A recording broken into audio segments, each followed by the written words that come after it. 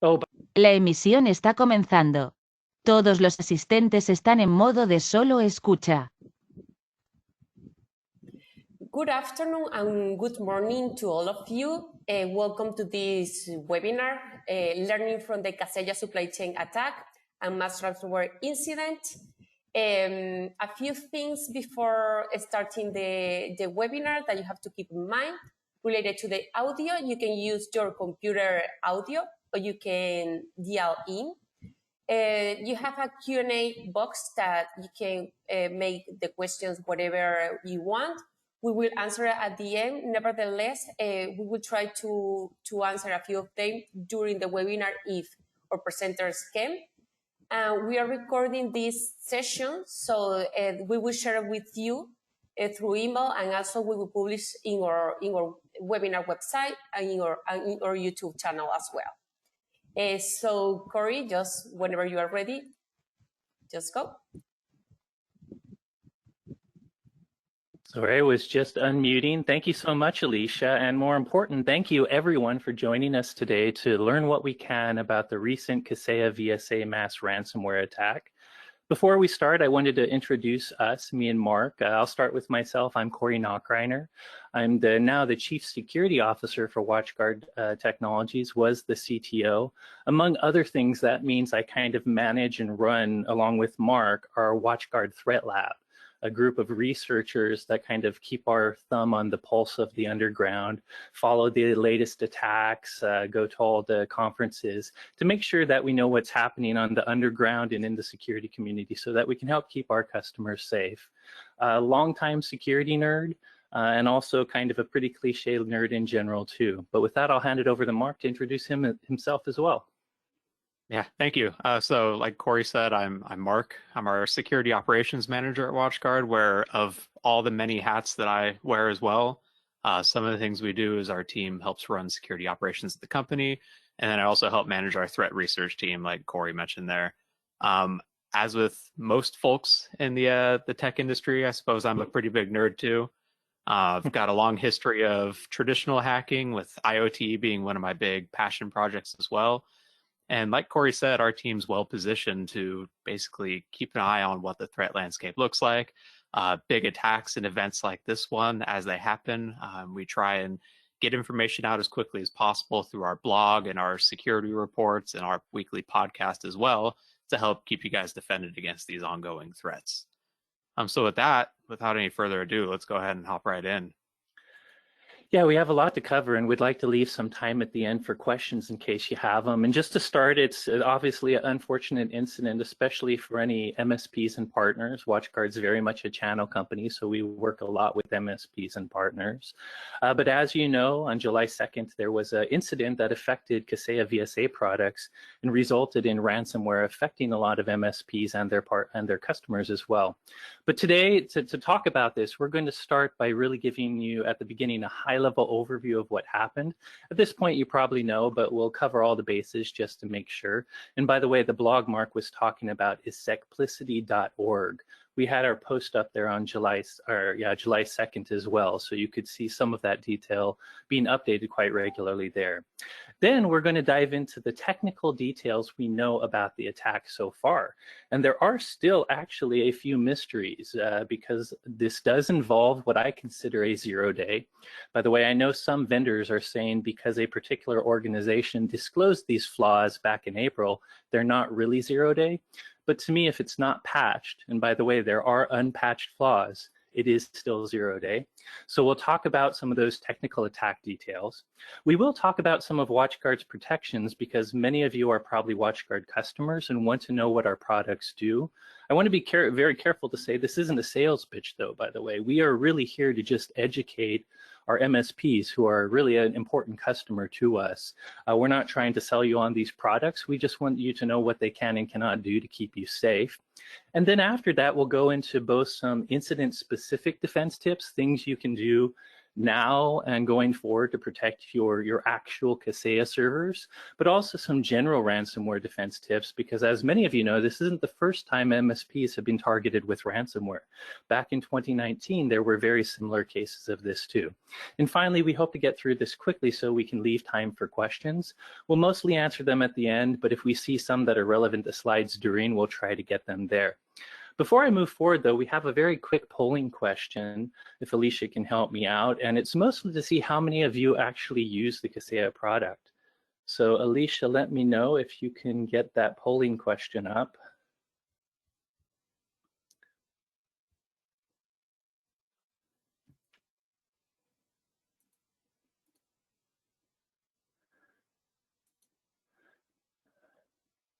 Not sure if anyone is seeing anything in the background. Yep. Oh, good, there we go. So essentially the question is, do you use Kaseya VSA's RMM? And if you do, are you using the SaaS version? We'll talk more about this in detail in a moment, but the SaaS version does not seem to be affected by some of the issues we'll talk about, even though it is down as right now as well, or the on-prem version.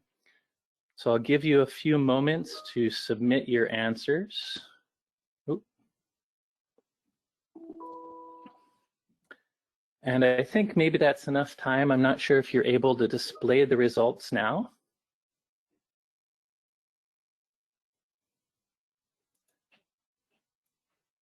You should read the results, Corey. Do you want me to read it for you, or you can see that? It'd be great if you could read them. I actually don't see them on my screen right now. It could be because of the presentation. Okay. 7% says yes, the SaaS version. 8% says yes, the on-premise version. 40% no, I use another brand RMM. And 46% no, I don't use an RMM. Cool. Thank you for sharing that. So it sounds like about 15% of folks do use Kaseya, and about 8% the one that's directly affected. Again, the SaaS one, according to Kaseya, there's no evidence that that one was affected, but it's good to know. By the way, for people that use other RMMs, this will not be bashing Kaseya, because these sorts of issues can happen with any software product. So just important to know, which one you use, and always keep up to date with patches when they're available. But we'll talk more about that going forward. But without further ado, let's really quickly cover what we do know about this attack at a high level, then dive into the tech details. I'll start by saying, as mentioned, it's occurred during the morning of July 2nd. It may have occurred as early as like 9 a.m. Eastern time. This is when they started overtaking the Kaseya servers using vulnerabilities. Do know, we'll talk a little bit about this later, but the actual time the ransomware dropped was synchronized, or seems to be synchronized, not just among individual victims, but between all of them to a specific time we'll mention. From what we've seen from the community on Reddit, and because of great research from folks like Huntress Labs, about 30 MSPs are reportedly affected by this. And when it affects them, it affects their customers too, because this ransomware goes out to all the agents that the MSP has, client agents installed on, which is typically all their customers for remote management. It sounds like this is still developing a little, but that means around 1,500 to 2,000 other organizations could have been affected by this ransomware through these MSPs. And it's very strongly, it seems to very much come from the Revil gang, a well-known Sodinokibi ransomware gang, which we'll talk about in a second. And finally, Marc will show you a screenshot, but these attackers right now are asking for 70 million in ransom. And why don't you keep going, Marc? Yeah, and so it looks like all signs point to they exploited multiple zero-day vulnerabilities in on-premises Kaseya VSA servers. Now, Kaseya hasn't released a lot of details, but researchers have been able to reproduce the exploit chain, which it seems to include an authentication bypass, an arbitrary file upload, and a command injection vulnerability, all used in a sequence in order to deploy this ransomware and execute it. We do know that researchers at the Dutch Institute of Vulnerability Disclosure noted that they had reported multiple vulnerabilities to Kaseya back in April, but many were still awaiting resolution.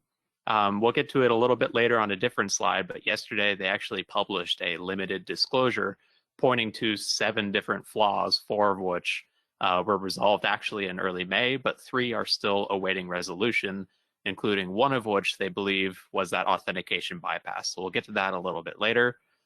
We know that the malware starts with living off the land techniques. It leverages PowerShell and certutil throughout it, tools that are built into Windows to help disable protections and decode the actual stagers and malware as they execute them on the system. We have not actually seen any signs of data exfiltration for double extortion yet. Revil campaigns are typically very public when they have stolen information. We'll show you in just a little bit a screenshot of their happy blog, as they call it, where they tend to post whether they have data stolen or not, and they're demanding extra extortions out of that. We have not seen that in this case. It looks to be just a traditional single extortion ransomware attack, which I guess small victories there. And then the incident does appear to be isolated to on-premises Kaseya customers, but the root cause does appear to have existed, at least in the cloud offering too, as is evident just by them turning off their entire cloud infrastructure while working on a patch for that too. That said, there doesn't appear to be any evidence of cloud-based customers having been hit by this. They were pretty quick to call their customers though and tell them to turn off their on-premises servers though to help protect against falling victim to this attack as it was unfolding during the day. So I mentioned that Revil tends to maintain basically a kill list of all of their victims on this blog available on the dark web. We have redacted the URL, but it's pretty widely available with just a bit of Google searching out there. I will say that as with most things on the dark web, just be careful as you poke around. But on this blog, they maintain 25 pages of organizations that they have breached over time. If you do visit it, you notice there have been at least a half dozen after this Kaseya incident as well. And they do tend to post when they have stolen data. They'll give examples of it and then demand that double extortion then of threatening to release the data if they aren't paid in a timely manner. Again, we haven't seen that with the Kaseya attack. We just see their ransomware note demanding $70 million for a master decryption key in order to regain access to all these systems. I've seen some researchers point to this basically being the only way to potentially regain access because some of the command and control infrastructure has been taken down. And so organizations that don't have backups in place may be having a bit of an issue getting back to that at this point. By the way, Mark and I always fight with each other about pronunciation of things on our 443 podcast. Be sure to check out the 443 podcast if you want information about this and other things. But I think it's pronounced are evil, and I say that because it's accurate branding. They surely are evil. Ha ha ha, dad joke. God. Sorry about that. So to give you a really quick timeline, as mentioned, this happened, really around 6, 7 a.m. on July 2nd. That, by the way, is also, I'll talk about this later, when WatchGuard's telemetry started to see the first indicators of compromise in clients that our EDR solution, our Adaptive Defense 360 solution, and our EPP solution started seeing a particular part of this attack we'll talk about. Now, do know the attack we're seeing is mostly the malware dropping payload. The attack that happened to the Kaseya server could happen before this because it then uses different commands to send out, you'll see the command string in a while to send out the actual commands to all the clients that the VSA system protects.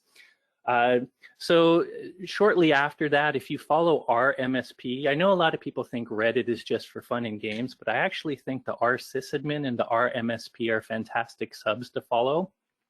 That is where the MSP community often gathers, and Huntress Labs often notes things there. And in midday on the R MSP Reddit, they started a master post there, as did other people on sysadmin, and that's where a lot of information came in. If you're not following that as an MSP, highly recommend you do, because you might get early warning. And then throughout the day, Kaseya, by midday, maybe 1 p.m. Pacific, Kaseya had their advisory released. And as Mark said, they took the hard action of turning off your on-premise, Kaseya VSA server, which obviously kind of impacts your remote management. It gives you an idea of how serious this was. Shortly after that, by the way, we had a Secplicity post. Now on Saturday, we learned that a Danish, they're basically called the Danish Institute of Vulnerability Disclosure, or DIVD. They disclosed that they had found a lot of Kaseya vulnerabilities back in April that they had disclosed. And they also said, by the way, Kaseya had worked diligently with them. They hadn't fixed every vulnerability yet, and as we'll learn, at least one of the unfixed ones was used in this. And there could be one additional one too, by the way. But they had released details, or they had at least informed Kaseya about this flaw. And since then, we've been getting a lot of updates. You know, Kaseya themselves have maintained a blog post, which I recommend you check every day because it has updates. At one point, they had promised to restore the SaaS service by the 6th, which was a few days ago, but technical issues prevented that from happening. They also said they would restore or send a patch for the on-premise server within 24 hours of that cloud restore. But, you know, plans don't always fall into place. So right now there is no patch, and the SaaS service hasn't been restored. And right now, I believe you'll see the patch actually coming before the VSA server is restored. In their latest update, the CEO has a video where he apologizes and talks about this. And he mentions if you're a SaaS user, the SaaS version should come up sometime Sunday. He said around Sunday afternoon. So you can probably expect that. They say they're much more confident of that time than of the past ones they've shared. And we do expect the patch could come today or even tomorrow. So that is the timeline so far. I did want to mention, since we talked about it, we have seen this attack with our endpoint security software. WatchGuard has a number of endpoint products. We acquired a company called Panda Security, which has a fantastic product called Adaptive Defense 360. It includes EPP and EDR. What you're going to see in these screenshots are actually from some of the cloud management that customers can use to see these products too. And what you're seeing here, there is a command that's part of the ransomware dropper that we'll talk about in detail, but this is the first time we saw it on clients. And by the way, as you also see, we blocked this action using AD360. Besides AD360, do you know we also released the WatchGuard version of that, which is called WatchGuard EPDR. So it also has this protection. And even the consumer version of Panda Dome has the protections we call contextual engine. That is a kind of engine with a number of rules that can catch some of these living off the land techniques and other malicious actions we see malware doing. So you are protected from at least the dropping of the ransomware using these products, as we'll talk about more. But with that, why don't we go into the technical analysis, Marc? Yeah, so even in the short period of time since the attack, we know quite a lot, thanks to our own telemetry and some third-party research as well. As for the malware itself, like what the attackers did after gaining access to the Kaseya environment and dropping it onto hosts, we know very well exactly what was going on, thanks to catching, like Corey said, many of the incidents on WatchGuard customer endpoints. The root cause, though, how the attackers deployed the malware, for example, is something that's still coming to light. We know quite a bit. We're able to guess quite a bit, make educated guesses based off other behaviors that we and other researchers have seen. But Kaseya hasn't confirmed any of the details yet. So most of the industry is still pretty heads down trying to piece it all together themselves until we get that confirmation from Kaseya. And so let's go ahead and start, though, with the root cause of exactly how this attack may have occurred or likely occurred. And we know the attackers exploited multiple zero-day vulnerabilities in Kaseya VSA to deploy this ransomware on customer networks. Now, details on the vulnerabilities are still not completely known, but based off of DIVD's disclosure and some work by Huntress, we've kind of narrowed it down to, again, those three main: authentication bypass, a command injection, and an arbitrary file upload flaw. There are potentially others that were involved, but Huntress was actually able to recreate the entire exploit chain based off of other telemetry and information they had access to. We know that they... Go ahead. I was just going to say, yes, Huntress, Huntress between the get and pull requests or post requests that many MSPs shared to help research this attack, they pretty quickly figured out the command injection vulnerability and the arbitrary file upload. The authentication bypass is the one we just this morning learned is an unpatched one that comes from DIVD or probably. the CVE you see above is actually a credential leak we'll talk about in a second. Now, so the point is, these are zero-day issues. Even a fully patched VSA on-premise server would be vulnerable to these. And this it's a non-user interaction attack, so this would just happen. What they did next on the VSA server is still being figured out, but essentially they did drop files. First was an agent.crt file, and the other one was screenshot.jpg. Neither of them, it's not a JPEG at all. Both of these files actually include code to be executed. And a lot of this code has to do with creating something that was called the VSA agent hotfix update procedure that would then send some information for all your agents, your clients out there to execute locally. So as Marc mentioned, just today we learned that DIVD gave a limited disclosure. Now, just so you know, it's good that they're not disclosing stuff. Even though all of us in the community really are curious technical nerds, they shouldn't be disclosing technical details right now. While a threat actor obviously knows some of the technical details, sharing those details right now could make this attack worse. So just know the reason they're waiting to release all the details is good. It's to protect people. It's to wait for the patch to be out and give some time for that patch to be applied. But what they shared today, Marc mentioned the 7 vulnerabilities. These are them. The one on top is the CVE referenced in the slide before, and that is probably what's getting them past the authentication part of that. It's a credential leak due to a business logic flaw. A lot of these are patched, but 3 of them aren't. The credential leak, obviously, but also there's a cross-site scripting vulnerability and apparently a 2-factor bypass that DIVD knows about that Kaseya is still fixing. So details for these will come out. Not all of them have been fixed, and that's why they're being held. So with that, as I mentioned, the way this attack starts is really they hijack your Kaseya server. Those chain of vulnerabilities give them essentially full control of that server, and then they create procedures using that tool to send out what will show up in your log as a Kaseya VSA agent hotfix. But what's really happening is this long command you see here is being run on the endpoints. Let's go through it really quick. So this command is actually a multi-part, it's using command.exe, which is obviously Windows command line. It's doing a multi-part command with CMD, but then executing some PowerShell that is also multiple parts as well. So it starts, by the way, by just doing this kind of delay tactic.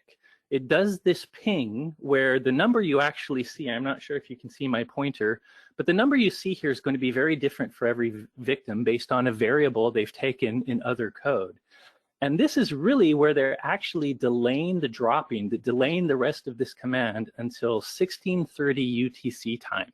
And this is where they're kind of synchronizing so that the ransomware is dropped at really around the same time for all the victims. So really everyone gets encrypted around the same time, even other victims. So that is kind of the delaying tactic, and it can be an evasive tactic too, because some behavioral things look for malware to do stuff right away. So if it's waiting, you kind of have to either wait along with it or trick it into doing more. The next thing it does is run a big long PowerShell command. Now, I haven't listed the whole command in that number 2 bullet. You can see it above, but that PowerShell command is also doing a lot of evasion and trying to bypass security control. It's disabling real-time monitoring, IPS, cloud lookup, script scanning, all kinds of network protection. It's trying to disable a lot of security that does exist on some of these endpoints in some cases. Next, we see it actually copy a legitimate cert utility to another Windows directory location. Now, cert util is a very legitimate Windows process. It's used for certificate services, but it's actually capable of doing a lot of things like URL parsing and even moving files. So it's one of the tools that bad guys use in living off the land attacks.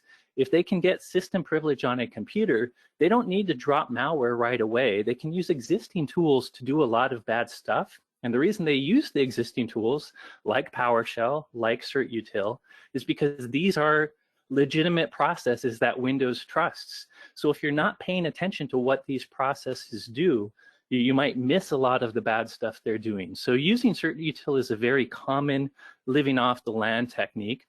And as you can see, going to the Windows directory, what they're doing is moving a cert.exe to that directory because they want to, some of those directories, it's assumed it's a bad program unless a legitimate program put it there. And by the way, of course, then they use this evasive technique to bypass kind of detections that will identify system binaries outside their standard installation paths. But Marc, I believe you had a story to add here based on another attack we saw. If you follow our blog on secplicity.org, it was a few months ago now, we actually saw a similar technique used by a threat actor who was deploying a crypto miner through a Microsoft SQL server. Where they copied PowerShell out of its normal directory into a different location as another potentially evasive technique for tools that look for specific applications being run like PowerShell. Like this seems to be a pretty common trend these days of using legitimate tools in different locations, in this case, appending random data to it to change up the hash of it so it doesn't look like cert util running somewhere else. And it works. They do it because it works. Like a lot of endpoint protection, this kind of tricks them into letting it run in that case. Yep. And then, of course, they actually used this fake copy of cert util to, one of its things is being able to decode things, and that's where they take agent.crt and turn it into the real executable, the piece, the ransomware encryptor, which we'll explain that has multiple parts as well in a moment. By the way, that agent working directory, that is going to be wherever your default Kaseya working directory is. I think it's sometimes called K-working, but depending on how you installed, it could be many different directory names, and they use a variable there, so it will always match whatever your actual Kaseya VSA working directory is. So at this point, of course, it's leveraging everything it did to actually decode that CRT file into the real executable. And then finally, it deletes all of its actions from before to clean up after itself, and it executes agent.exe. I'll let Marc talk about that in a moment, but just so you know, all of this was detected and blocked using different or contextual engine rules.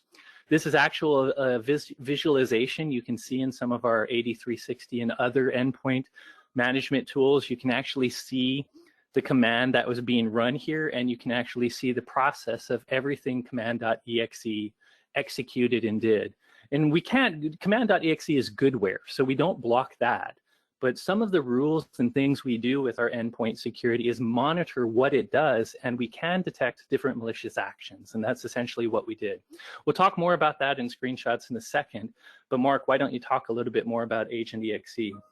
Yeah, so agent.exe is the decoded output of basically that agent.crt file was just a base64 encoded executable in this case. And so cert util is decoding it back into a binary that the attackers had dropped on the system and then executed. And this is responsible for generating both the library for encryption that Revil, Revil, whatever we decide to pronunciate it as. They are evil. Yes, whatever. It drops that, and then it drops another executable, msmpeng.exe, which is actually an old but legitimate copy of Microsoft Defender onto the system. So the DLL is the Revil ransomware encryptor. It's where all of the actual malicious code is. And then the other executable is just, again, a valid application. And it uses DLL hijacking in this case to load up the ransomware library into that executable. Now, DLL hijacking, it's not actually as sophisticated as it sounds. Like executables on Windows and other operating systems load a bunch of different private and shared libraries from different locations on the system when they start up and as they're running. And if that application, that executable, doesn't check whether those libraries are signed and have a valid signature, it means that an attacker can overwrite that library with another DLL. And when that executable goes and runs, it'll then pull that overwritten library into it and execute it as if it were the legitimate one.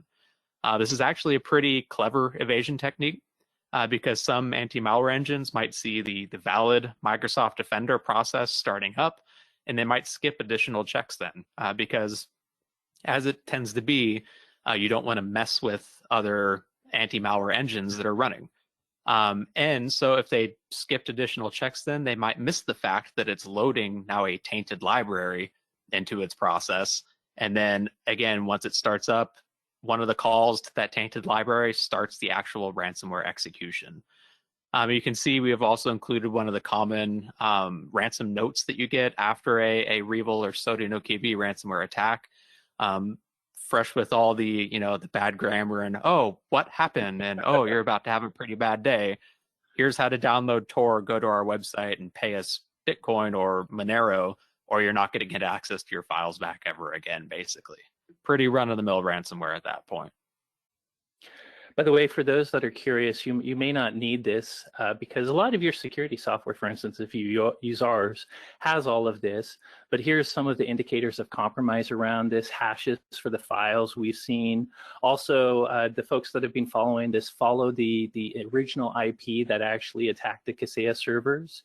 They seem to be using valid hosted cloud environments that many customers can use to help themselves.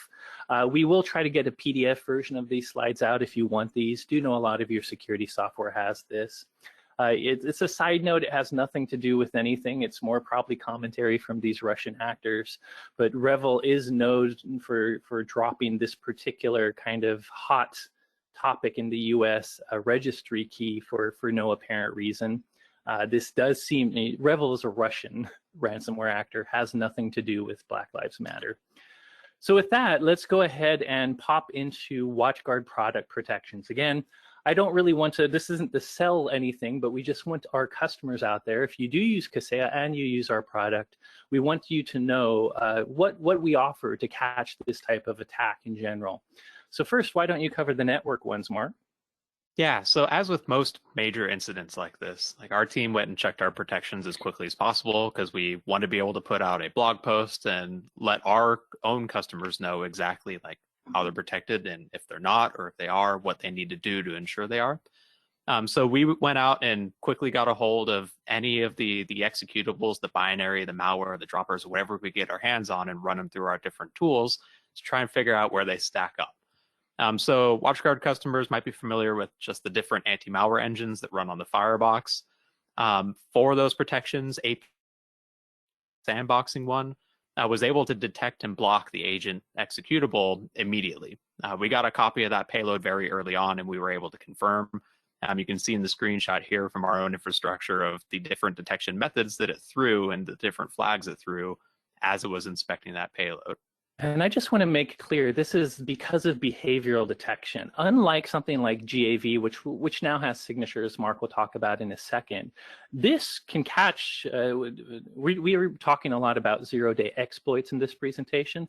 We also describe something called zero-day malware. It's when something like Sodinokibi is being repacked over and over to evade signature-based malware. A lot of new ransomware is not caught by signatures the first day, let alone the first week. The cool thing about APT blocker is this was immediate protection. It's the behaviors that triggered that allowed us to catch this immediately. And from that point on, everyone was immediately protected without any wait for a signature. Sorry, Marc, I just wanted to make that clear. That is one of the benefits of behavioral detection, because at the end of the day, malware is malicious software. It's doing something bad. And so if you sit there and watch its behaviors, you're going to detect that, raise enough flags, and you're able to block it. But even the signature-based gateway antivirus does now have signatures to detect the associated files, signatures and different heuristics to block it. That said, so intrusion prevention system does not currently have signatures for these zero-day exploits, mostly because they are still technically zero-day. We don't know details about the vulnerabilities, and until we know the details, we can't get signatures for them. But as soon as we know the details, we'll have signatures available within IPS to protect unpatched servers there. Hopefully, everyone that is a VSA admin will have patched their servers, but this will at least pick up some of the slack for those that don't. One thing to note, though, so all of these anti-malware protections only happen if the file is transmitted over a network through a proxy. This is why inspecting network traffic through a proxy, doing HTTPS decryption wherever you can is so important, because if you can't see into that, you're basically missing an entire layer of protection and then relying just on endpoint protection to pick up the slack, which luckily in this scenario did a pretty decent job of picking up that slack. But just in the grand scheme of cybersecurity, you never want to layer yourself, or you never want to let yourself rely on just a single layer of protection. Yeah. So Corey, you want to? I'll go into endpoint, but to put this last one another way is our network malware protection depends on two things. One is the way you configure it, and two is kind of the technical details about how the attack, especially if it's a vulnerability, transfers the files, because there's a lot of different ways to transfer the files. But for the first, for example, for us to have caught this, that means you have to have, you likely, if you have a Kaseya server behind a firewall, you have a policy allowing traffic to its web interface, I'm sure. And hopefully that is a proxy service. And that also means you have to use the proxy server, the HTTP server policy in that proxy. Now, assuming all of that's done, you can definitely catch any files that are transmitted via HTTP or HTTPS if you're using our deep, our application layer gateway for SSL TLS, you will be able to catch it. So that's one thing. We have really great network protection, but you have to actually be using the policies properly in order for it to work. So note that. And then the second thing is it all depends, because there's different ways to transfer files once you're leveraging a vulnerability. Some people TFTP back out, so it does depend a little bit on exactly how these attackers are exploiting the vulnerability. But as Marc said, if you have our endpoint protection, that's even better, because you're catching, in this case, you're not really protecting against the attack against the VSA server itself, but we can catch and stop this ransomware. So as I mentioned earlier, we have a number of different endpoint products. The original Panda Adaptive Defense 360, our new WatchGuard EPDR, Cytomic, which is kind of a more advanced Panda product with extra threat hunting, and Dome, which is a consumer product. In all of these cases, all of these particular endpoint engines have something called our contextual engine, which has a lot of rules to catch nasty stuff happening on your endpoint, like malicious command.exes. Command.exe is good. We're not going to block that. But if we see it doing some of the actions that we've seen in the past, we do catch that. I'll show you a screenshot in a moment. Same with PowerShell. Even if we didn't notice the first part of the command being bad, that PowerShell did a lot of malicious things too. Our contextual engine catches that. On top of that, do know that you can configure our AD360 and EPDR and Cytomic in 3 different modes. One's called audit mode, one is called hardened mode, and one is called lock mode. Lock mode is the most secure, could add a little friction to users. Essentially, in audit mode, you get our contextual engine protections. So you still have that, and you get signature detection, cloud lookups, and things like that.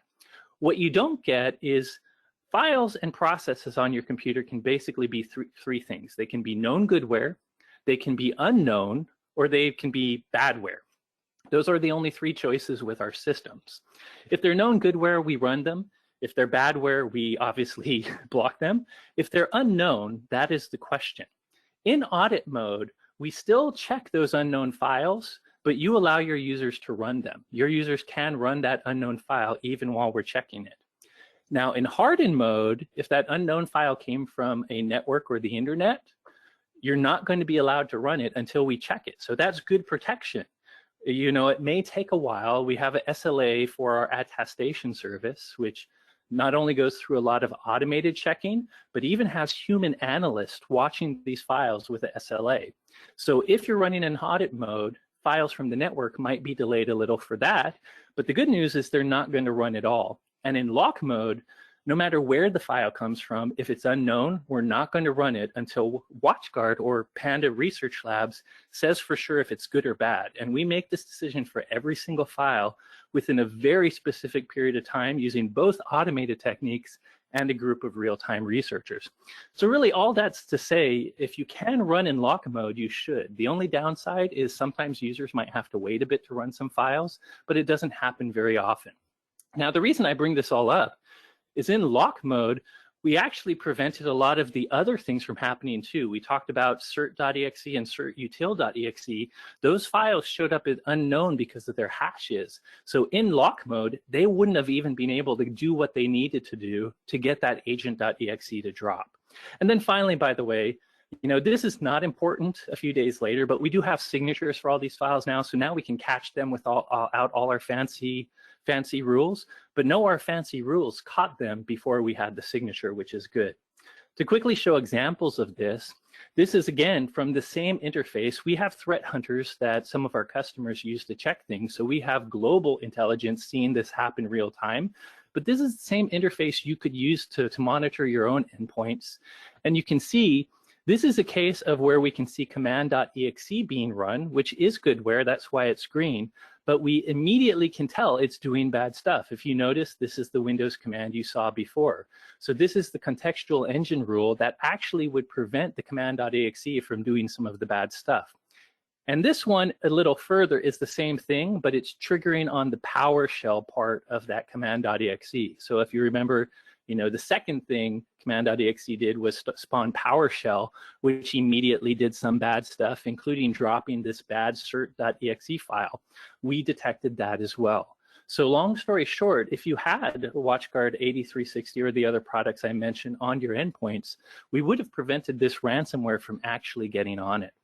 So Marc, why don't you, I guess I covered this a little bit early, but I guess you can finish up covering it in more detail. Yeah, like Corey mentioned, if you're using EPDR, EPP, or 8360, you've got the different options for lock, hardened, or audit mode. And again, like if you were in lock mode, it would have prevented this attack and many of the associated files just straight up because they were unknown until they were classified as malicious. And again, that classification can be like almost instantaneously through machine learning and AI models. But if we don't have a strong enough certainty after running through the automated tools, it does go to an actual human being who then goes and reverse engineers it in order to determine whether it is good or bad and blocks it. So again, many different opportunities to have caught this threat. It did a pretty dang good job of catching it in this scenario, even without those signatures right off the bat too. Using those fancy rules, which I think now should be our marketing speak for fancy rules. Yeah. Fancy rules. I don't think marketing will change the contextual engine for us. Fancy rules. All right, awesome. So yeah, I might speed up a little bit now just to try to get into the defense, just to try to get the questions quicker. But now let's talk about defense tips, and we're kind of going to cover two sides of them. One, very incident specific, what you should be doing now if this affects you, especially for that 15% that uses Kaseya, but then also some general ones as well. So when it comes to the incident-specific defensive tips, we've already given quite a few of them. First off, if you haven't already, disable your VSA server until it's patched. Kaseya did a great job of reaching out to just about every single one of their partners and customers to tell them to disable these servers, which, I mean, if you give them crap for the amount of time it potentially took to resolve some vulnerabilities, you do have to give them props for how quickly they acted on this event as it was unfolding. Very impressive on that part. Again, they've posted updates to their blog with a runbook for both SAS, their SaaS, and their on-premises solutions as well. Basically, once these patches are available and the services are back up, this is your step-by-step how you need to bring your server back on securely. Well, actually, it's a runbook you should be doing before you patch, because it's going to guide you through some things that should, there's some changes to your IIS settings. There's some FireEye stuff that you can pre-set up. So you should be going through these runbooks now, because they will prepare you for the patch, which does have some changes. So check out the runbooks right now. Yep, but also be on the lookout for that patch. Current ETA is July 8th, and they do say they've got high confidence of hitting that, but, you know, things happen, it could slip. I would add they have high confidence for sure of the Sunday SaaS update. The July, honestly, they had said yesterday the patch would be out by 5 p.m. Eastern yesterday. So now that they say the patch is coming, we do still suspect it is coming before the SaaS update, and I think today could be the day. But I would continue to watch their blog, because, you know, I'm not throwing shade at Kaseya, but yesterday the times changed a few times throughout the day. This is certainly a complex situation for them, so I'm not really blaming them for it. But keep on the lookout. In the meantime, though, there's still other things you can do, like deploying a least privilege principle to remote management interfaces. So again, only allowing access to those who specifically need it instead of exposing it widely to the internet. This is where we'll get into a little bit later, where zero trust architecture really comes in as well, of basically ensuring that access is limited strictly to those who need it. And then a web application firewall in front of the applications, or even something as simple as just inspecting HTTPS traffic to and from these applications, can go a long way to protecting you from malware getting dropped or potentially other exploits as well. WatchGuard doesn't have WAF, but do know WAF it's very different from a normal firewall. There's different levels of it, like there's a mostly negative or positive model WAF like mod security, which mostly checks for known kind of attacks, but then there's negative model ones, which they basically learn your website and only allow interactions and parameters to be entered into URLs that are known to be ones on your website. So WAFs are usually intended for your own website, but the thing is, every web management interface you have is basically a web application. And we suspect many of these flaws are going to be, we know they're happening through gets and posts. The arbitrary file upload one is probably very much a web application flaw. The way they're stealing the credentials probably involves the web application. So a WAF is something that would be great, not only in front of your own website, /web application, but to use in front of any web application management interface you have in your network if you expose it publicly. But going to Marc's advice above, we know you have to remotely manage, but there's ways to do it without exposing remote management completely publicly. For general tips, I'm going to speed through it, but the questions you really need to ask yourself, whether or not you have Kaseya or not, is, do you have, and by the way, we had polling questions, I'm skipping them for time. Do you have a business continuity disaster recovery plan in place? Do you have one? A lot of people don't, because it's kind of hard. You know, we're all busy. We have fires in our normal business to attend to. It's hard to think about planning for events we're not sure when will happen.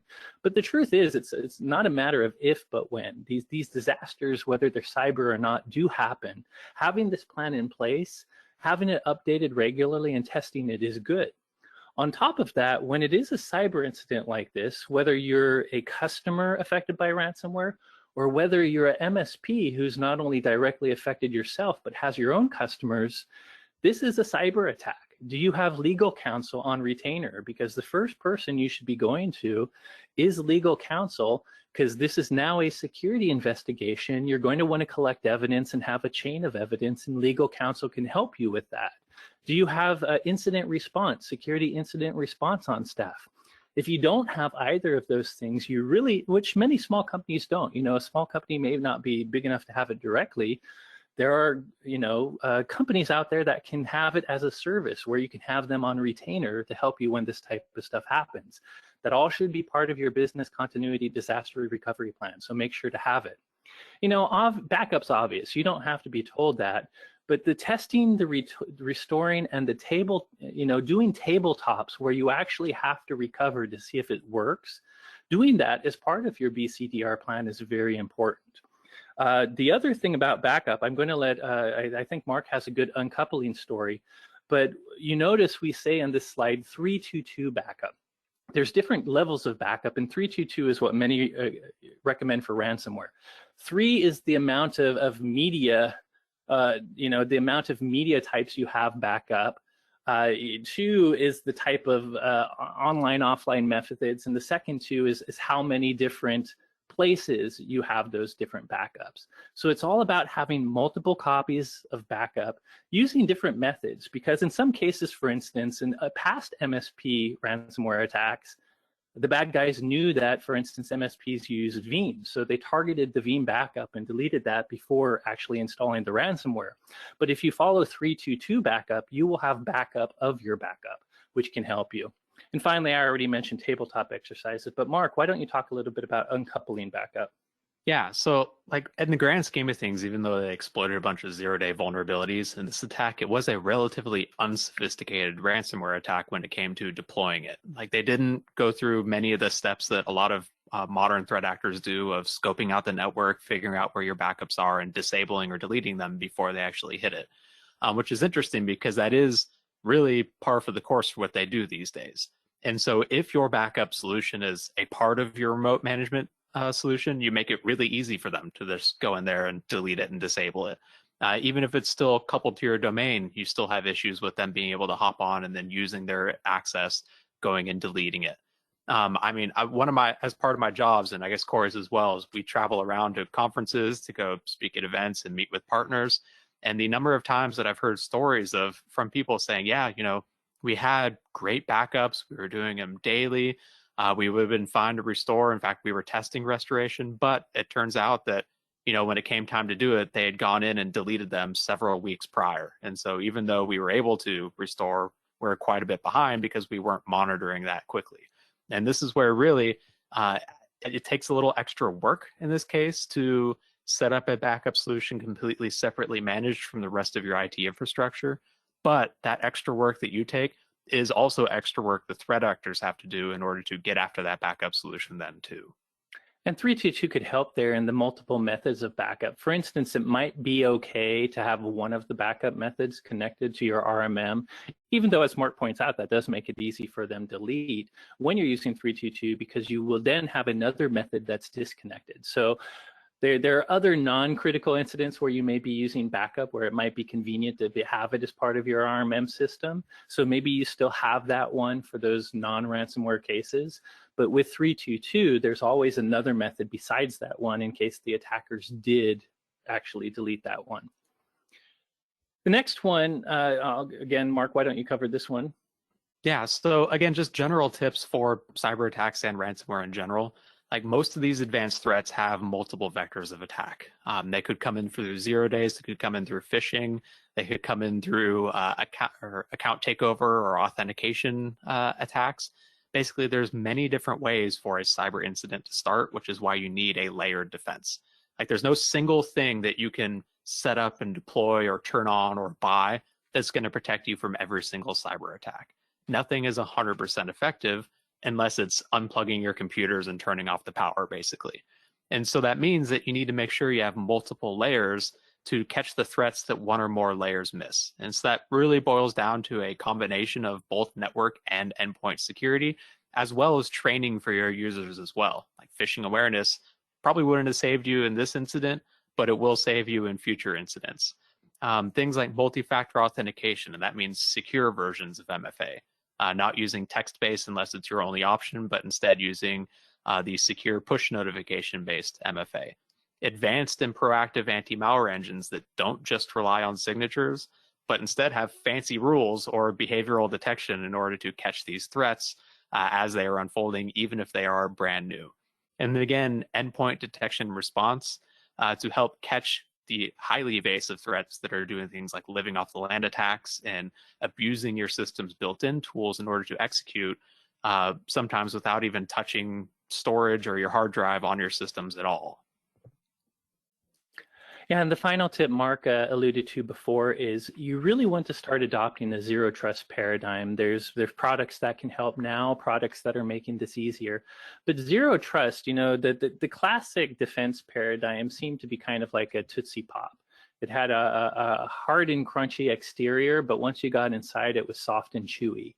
And the truth is, we can no longer trust our internal networks too. We have to consider everything untrusted until we verify, or as we say below, verify before that trust. And zero trust is all about making sure that you've identified every user and device, that everything, every policy, whether it's firewall policies, remote access policies, endpoint policies, whatever policies there are, it starts with a user that has some sort of validation. By the way, that does put extra pressure on how you digitally validate the user. So we also tie this strongly to MFA. As we know, credentials can be stolen, and if someone steals your credential to become that user, so make sure to leverage stronger authentication methods that use multi-factor for sure. But once you've identified users, even on your local network, should an accountant have access to a source code server? No, they don't use it at all for their job. And yet on many flat networks inside businesses, there might be a login to that server, but on a network level, the accountant can ping and get to that server because it's just part of the local LAN. In a zero trust situation, you would maybe segment by users and you would limit access. You would not allow the network connection from the accountant to the server.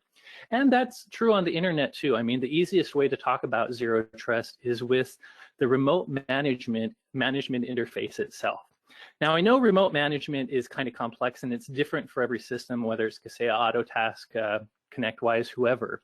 Some of them do need ports open, especially to the agents and the clients they talk to. But the actual connection to get to the management system, the web-based management, that is something you can and should control. We actually highly suggest that you VPN. You don't expose that to the internet. You put something like VPN on top of it. If you do have to expose it to the interface, you should try to put some sort of access control list around it.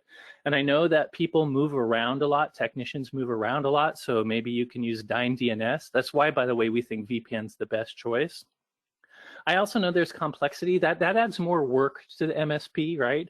You're often VPNing directly into the client while you're managing them too, so maybe you don't like 2 VPNs at the same time. But even though it's more work, we really heavily recommend that you really lock down the management interface. Even though it has its own login, it has its own MFA, if it has vulnerabilities and you expose it to the internet, and all software will eventually have them, you know, you're going to get hit. So try to limit that access using zero trust paradigms. And finally, I want to leave us time for questions, so I'm not going to spend much time on that. The truth is there is no silver bullet to security. We have lots of technologies that can help. Other people have lots of technologies that can help. As you saw, some of our endpoint products were really good at preventing the ransomware from hitting clients, but they actually did not stop the core exploits, the zero-day exploits against the Kaseya server itself.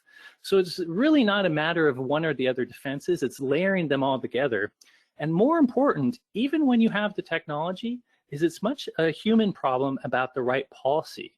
And that all has to do with you. You can have a firewall, but if you're not applying zero trust principles yourself, which is harder policy to apply, it takes more time and work to strategize and think about this, you know, that ends up being your weak link. So realize that there's never going to be a single solution. But if you combine the technologies that exist today with a lot of the right policy that you guys can add yourself, you really can protect yourself. So that's all we have for slides. I hope this was very useful. That said, we'd love to open up to questions. I don't see any yet, but if anyone has any questions, we're happy to stay for 3 minutes, maybe even 5 over if the presentation platform allows, and answer any questions you have. There was one that came in with the email registration, I remember, where someone asked, is it possible for this attack to have occurred without any user interaction, and if the server was fully patched both on a software and hardware level? And Corey, do you want to take that one? Yeah, and I kind of alluded to that before. The answer is yes, this was possible to attack. Again, we're still learning tiny details, so I guess it might depend a little bit on that credential leak. But as far as we can tell, these chained vulnerabilities didn't require an administrator to do anything except for expose their management interface. So the chained vulnerabilities allows an attacker to get in without any user interaction by you other than exposing the management service. And then once they have that access, it was all automated to send that command to the clients and run them. So, and some of the vulnerabilities the IVD found were patched, but there's obviously ones that are not in a fully patched version of the cloud or on-premise version. So even if you had the latest up-to-date patches, while maybe one of the patches could have fixed some other DIVD flaws, it did not fix these ones. And that's pretty common. Like, even while there may be some interaction with like a phishing email that gets you to give up your credentials, once they get a hold of those credentials, or a vulnerability in this case, that they don't need you at all anymore. As long as they can access the system on a network level, they can often leverage that to then carry out whatever they're attempting to do. Yep. So excellent question. I'm waiting a little longer. I don't see, oh, here we go. I see a question. Let me pop it. Just a sec. Are you able to get that question up, Marc? Yeah, so this first one I saw pop up was, are there any extra protection methods we can use for Panda Systems Manager apart from multi-factor authentication? And I'd say the answer to this boils down to, again, that zero trust approach. So ensuring that any local access you have is restricted, but then for these cloud-based SaaS applications, again, MFA is a very strong protection in that. Yeah. Obviously, phishing awareness goes a long way too to protect against giving up credentials, but go ahead, Corey. I was going to say, by the way, notice Kaseya SaaS wasn't affected. They might have internally had some of the flaws that were technically affected there. But the one good thing about using the SaaS version, you know, Aether, Orion, many of our web-based, SaaS-based management products for these tools, we have our own, you know, OPSEC. We have a team that is monitoring them. They have microservices. So a lot of the time, you know, vendors aren't perfect either. A SaaS service can suffer from a vulnerability, but we are monitoring that very, very diligently all the time for uptime, for things that are happening. So I actually think the cool thing about the SaaS service is you should enable MFA. That's the best thing you can do, but you're kind of putting the security of it in our hands, which is, you know, this is a trust game. You have to pick and choose who you trust based on their actions before, but we are doing a lot to monitor the SaaS service. And I would suggest the reason the SaaS service might not have been affected by Kaseya is because of that real-time monitoring. It's kind of like WordPress hosted versus WordPress server. You know, when there's tons and tons of WordPress vulnerabilities all the time, but WordPress hosted never gets hit because a cloud service, the vendor can patch it almost immediately right when they know something's wrong, but it's up to everyone else to take care of the servers they maintain. So I do think for SaaS versions of a cloud, MFA is your best option. Yep. Another question that came in is, do other RMM providers have similar exploits with their applications? And Corey hinted on this earlier. It's that, yes, this one happened to be Kaseya, but it could just as easily be someone else next time. Like, no application is immune from vulnerabilities or attack we've seen in the past. I mean, heck, SolarWinds was just a few months ago too. It could literally happen to anyone. It just so happened to Kaseya this time. I will even point out some of the past MSP attacks affected ConnectWise systems, but happened to be a Kaseya plugin. Not to throw shade at any of them. To be very frank, WatchGuard can have and has had vulnerabilities in our product. What you should do is when you're, you know, it's not a matter of if a software product has vulnerabilities. Microsoft, Apple, every software vendor has. It's one, how they react to them, how quickly and transparently they are about them, how quickly they fix them. And two, you want to learn about their security practice. How do they do secure software development? Do they use bug bounties, private or public? For instance, we don't have a public bug bounty program yet, but we've been doing a lot of private bug bounty testing against our products, and we plan on going public one day. So we have third-party auditors check, you know, for these vulnerabilities. We find a bunch and we fix them. We just did a cool challenge that we'll be talking about one day on Secplicity, where we found some. The good news, by the way, none are these pre-authenticated remote root types. They're all kind of mediums. But we do that kind of checking to audit our software regularly. And that's something, you know, every vendor is going to have vulnerabilities. But as you pick your vendors, you really want to learn what they do about security. And even in how they answer, how transparent they are, that'll give you an idea of how much they focus on it, in my opinion. Yep. Another question, can you mention again the Reddit communities you recommend to follow? It was r/MSP and r/sysadmin are the two really good ones for this style of community. I'd go so far as to say r/netsec is another good one, where you tend to see a lot of technical analysis of these styles of attacks and other hacking related events pop up through there as well. And if you don't remember the R, if you put Reddit and just put R, that's how to get directly there. But if you search for MSP, you know, sysadmin and NetSec just in Reddit, you'll find all of these pages. I will say all the vendors have them. Kaseya has their own Reddit sub as well, where they've been posting. We have one, etc. Another one I see here is, if you had to whitelist the Kaseya working directory with your antivirus product, would it have prevented this attack, or would you have been open to this attack? And unfortunately, that is one of the issues with these whitelists that a lot of vendors ask for, is that it does tend to prevent your software from monitoring that specific directory. That said, that is monitoring that directory and not the rest of the processes running on the system. Like, it would still monitor command prompt launching the rest of the command string in this case. So would it protect you there? So the processes will still get detected. And also notice if you're in locker hardened mode, some of the other files were dropped in Windows and what was the other one? I think it was a system 32 or I forget it, but there were a couple files dropped in more Windows-related directories than Kaseya ones. But that's the good thing about EDR and more advanced endpoint protection products is we're not just looking for files and scanning them.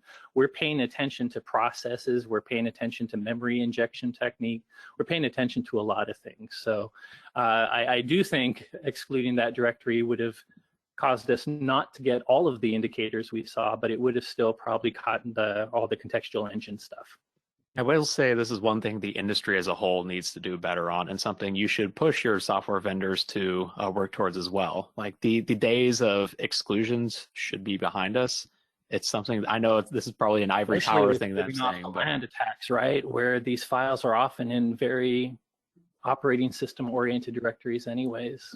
Exactly. Like I would like to see software vendors, especially RMM, and I get it, like there's a lot of stuff that looks like malicious actions that occur with these management platforms that does tend to cause problems with some anti-malware protections, but it's something that you can still at least test and account for and work towards fixing instead of just these blanket whitelists that leave an entire blind spot on your system. Let's see, Alicia, do we have time to answer a couple more, or are we gonna need to follow the rest up with email? I mean, we can spend more time because I see that a lot of people is still here. We have so many questions, so just feel free to decide if you can stay a little bit longer. I'm happy to stay a bit. Yeah. Sure. I'll pitch another couple more to you then, Corey. One thing, because people is keeping constantly asking, we are recording this webinar, and in the next day we will share this on demand version with you. So don't worry about that you will have it so you can share it with your team. Yep. So another one, we use ConnectWise. Did ConnectWise get hit with this ransomware? Again, this particular incident was isolated to Kaseya. That doesn't mean that ConnectWise is immune from this style of attack in the future, though. That said, like, we don't have any evidence to say it's vulnerable to this, but just when you, on the grand scheme of things, it's possible. These zero-day vulnerabilities that we're still waiting for full details are going to be specifically against Kaseya VSA.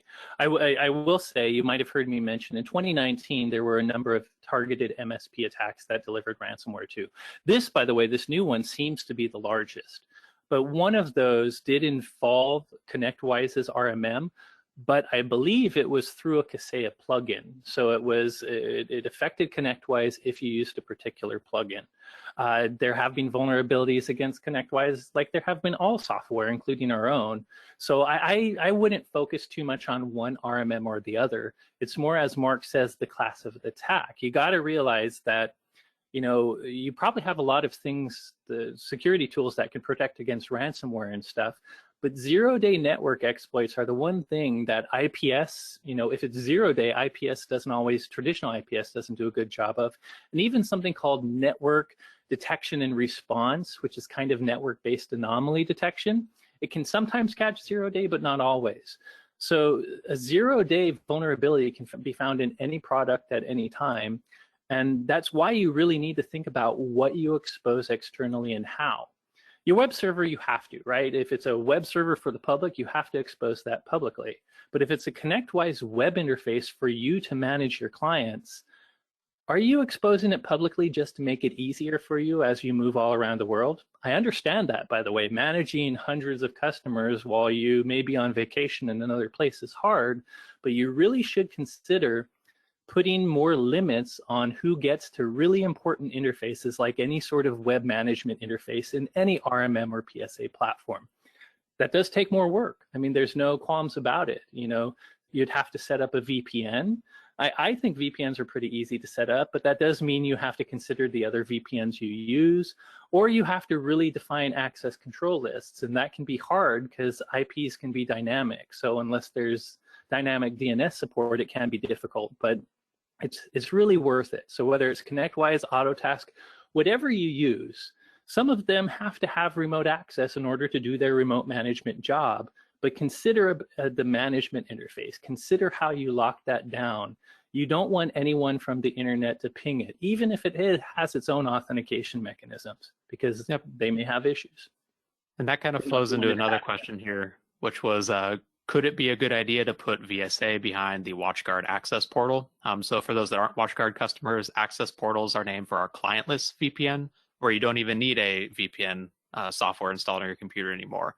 It's all web-based through just HTTP, or I guess HTTPS access, where you can then securely provide multi-factor authentication to, again, restrict access to it, and then single sign-on to then hit your VSA server.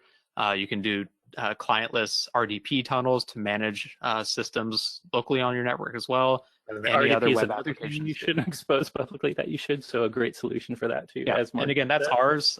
That's pretty much like most vendors these days have something similar in that case, and it's absolutely something you should be using if you have access to it. Great suggestion, whoever posted that question/comment. Yep. Another one, what kind of access would you need to run the commands, i.e. power user, local admin, etc.? So I'm assuming that means it was full system. It was full system, but the Kaseya VSA agent has it. So you did need system. By system, I mean the core local admin user on Windows. But my understanding is the part of why they launched it through the VSA agent is because it had the privilege it needed to do everything it did. Yep, exactly. Let's see. And there are a ton of questions in here now. Where's another? Oh, so as IOCs become available during an incident like this, how fast do they get added to endpoint detection response and firewall services? Is there a way for us to check if an IP or file hash is blocked? I will say most of our services, they get added automatically. We have automated tools and periodic updates to the ones that are on the appliance itself running.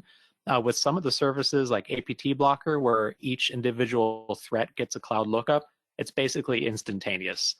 As soon as APT blocker, for example, has seen and made a determination on a threat, anytime a firebox sends a request for that particular hash, it can instantly respond back and say, yep, that's bad, and block it right then and there.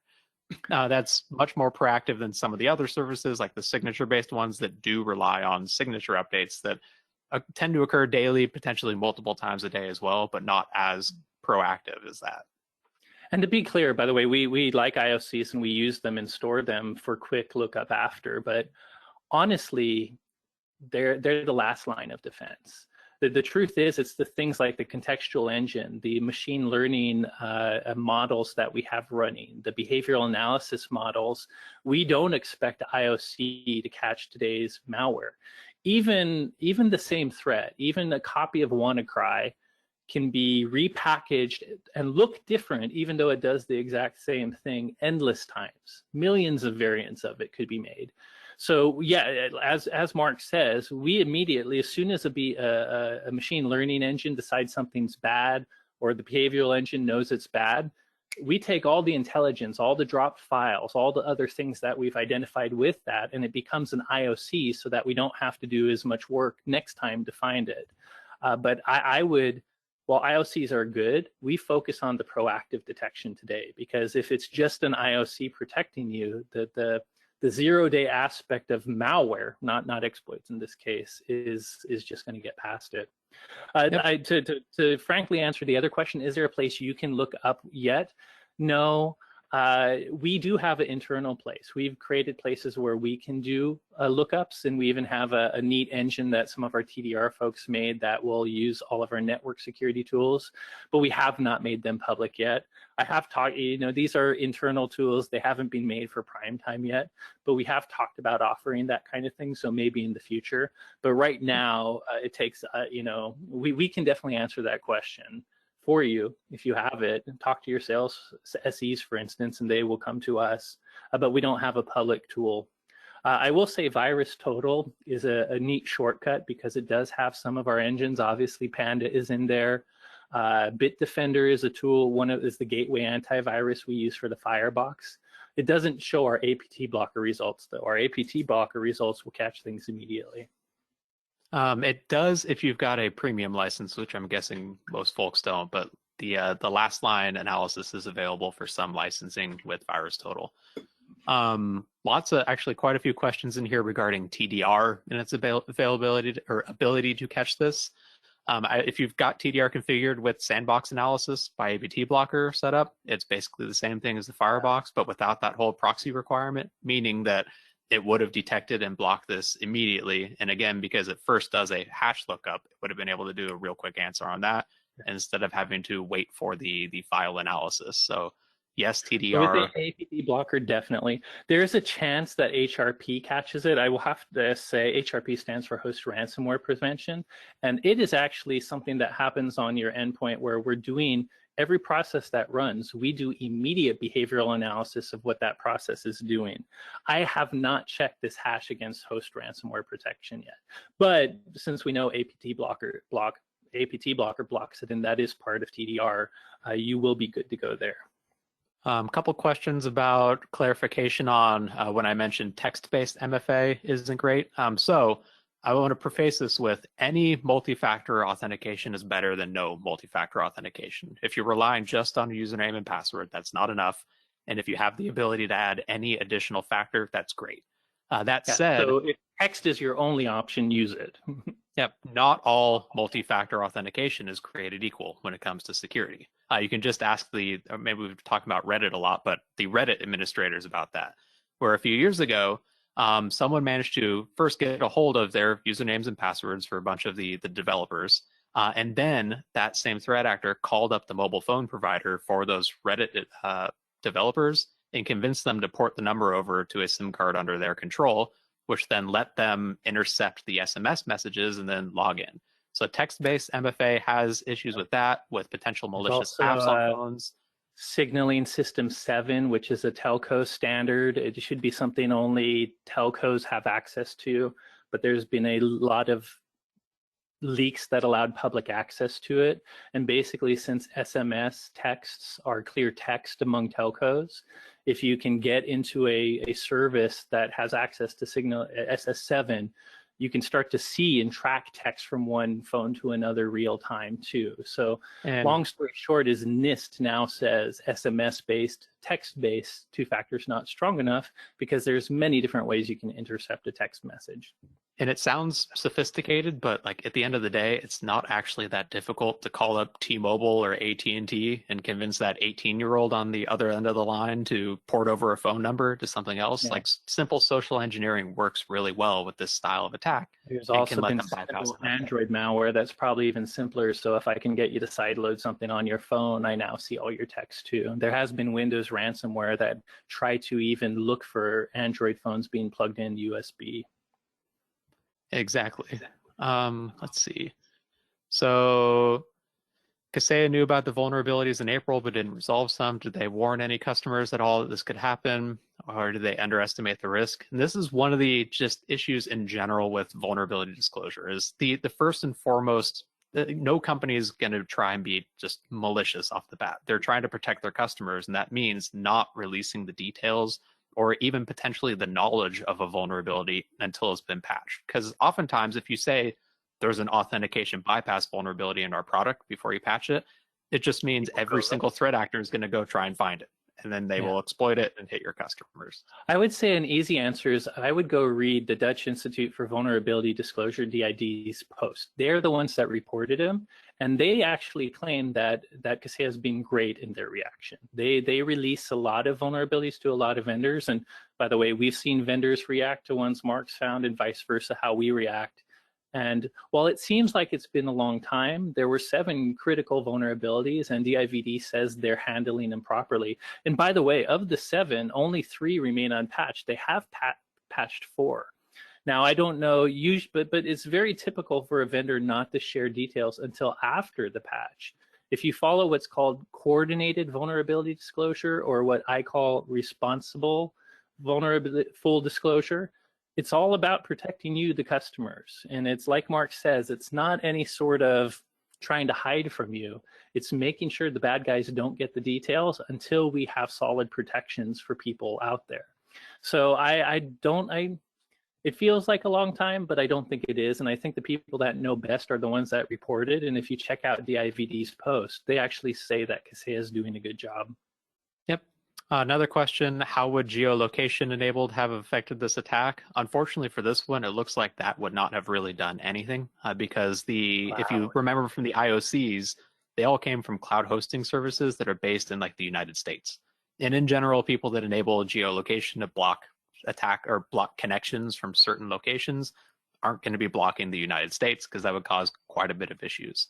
And that's basically what threat actors these days do. Like, yes, technically, if they're based in Russia, they could connect straight from Russia to your service. But in general, they're going to go through proxies. They're going to abuse cloud-based services and come from there. They're going to attack other systems based in your locale and then use those to then hit your system. Like, it works. It does a good job of catching some things. But at the end of the day, like, if a even relatively sophisticated attacker wants to get in, they're going to find a way past geolocation-based services. I would be even stronger. I know we have a feature for this ourselves, but we have geolocation because people demanded and asked for it. But I actually think it's worthless. People ask all the time, should I block Russia or China? I think it's pointless.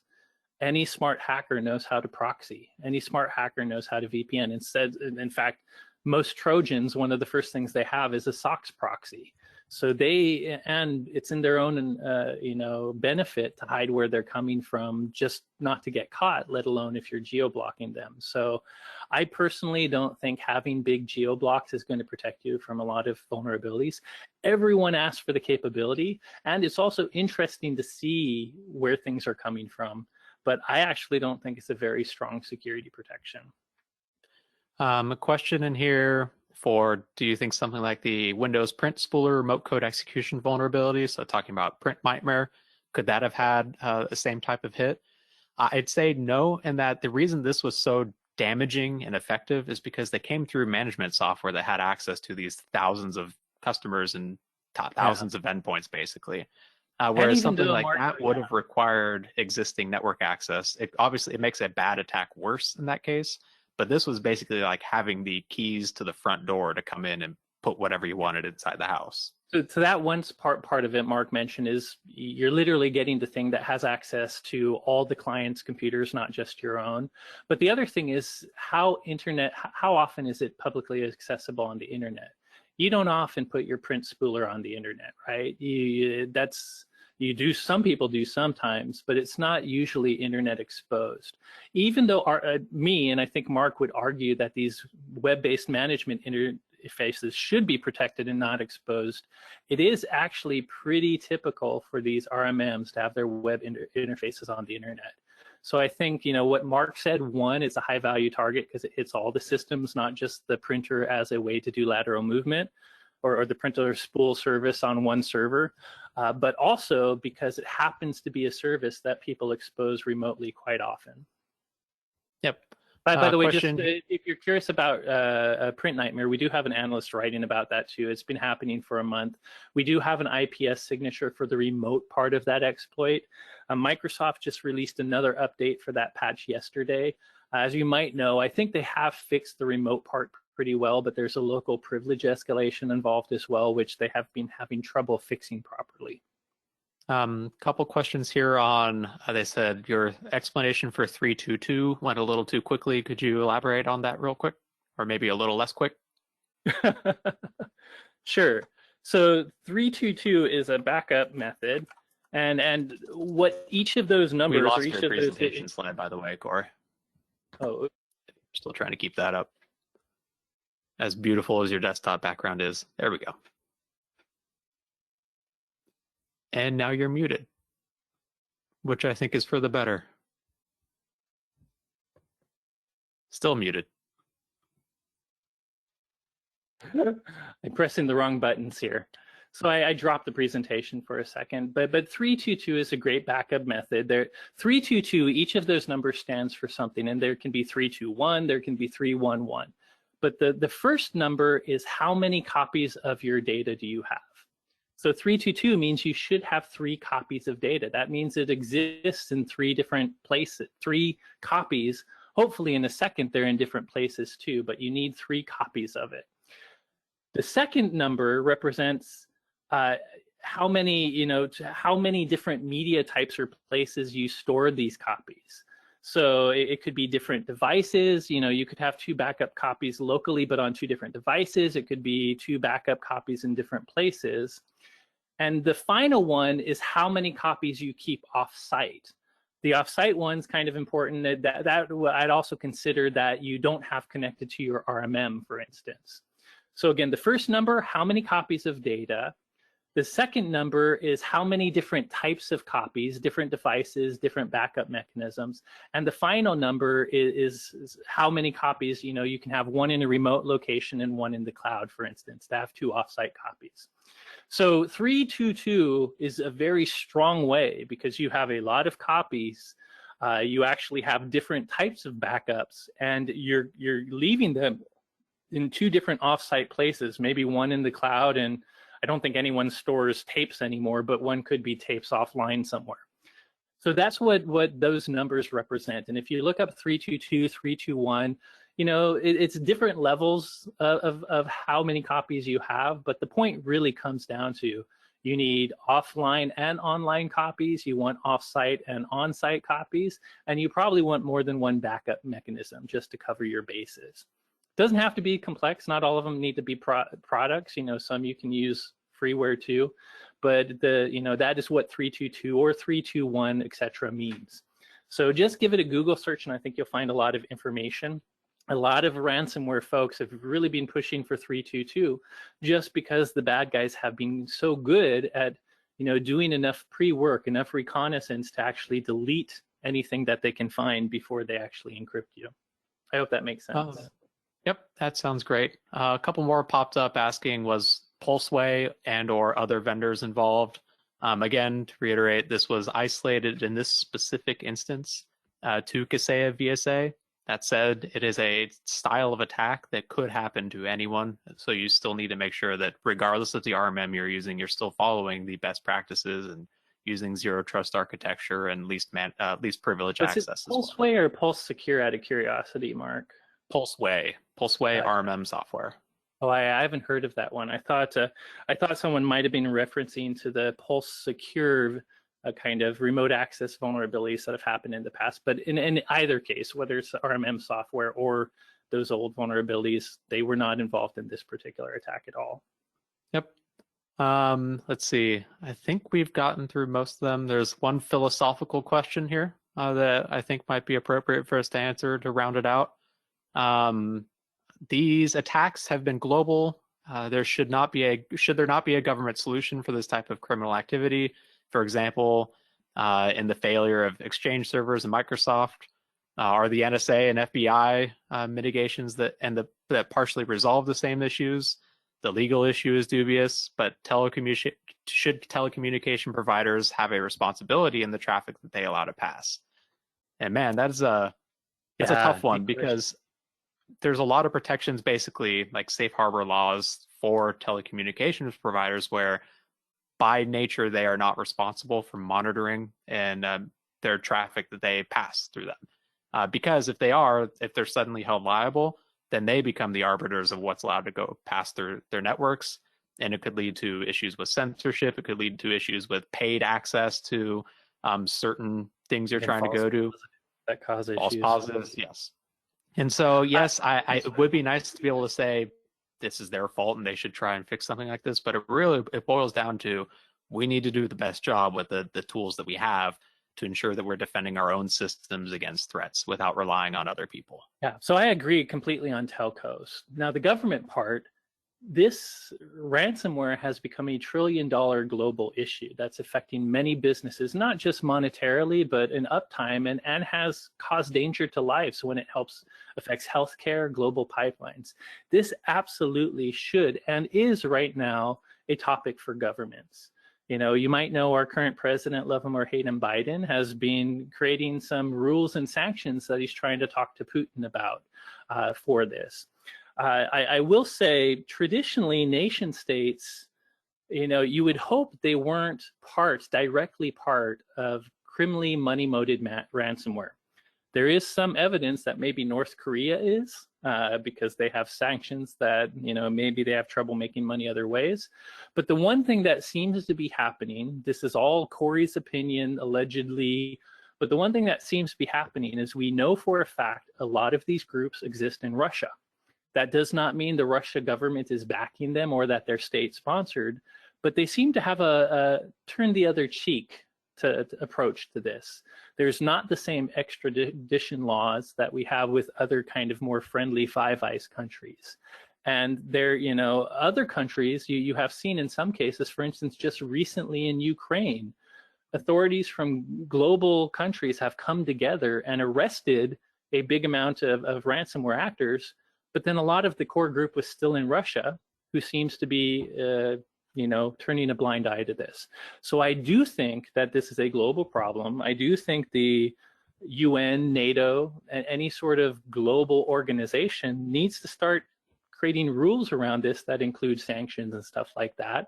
And I believe that is starting to happen. But unfortunately, all of that, we have no control over it. You have no control over it.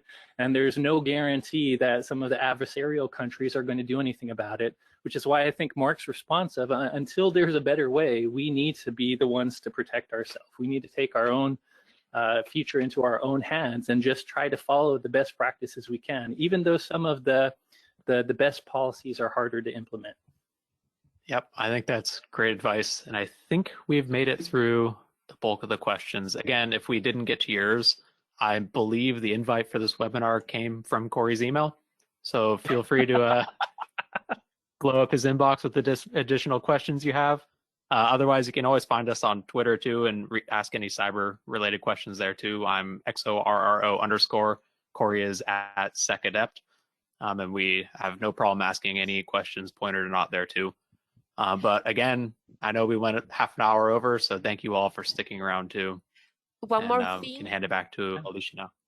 One more thing before you go. When we finish the webinar, a survey is going to pop up. So please feel free to share your opinion with us. Thanks a lot for your time and have a great day. Thanks, Corey. And thanks, Marc, to you all. Bye-bye.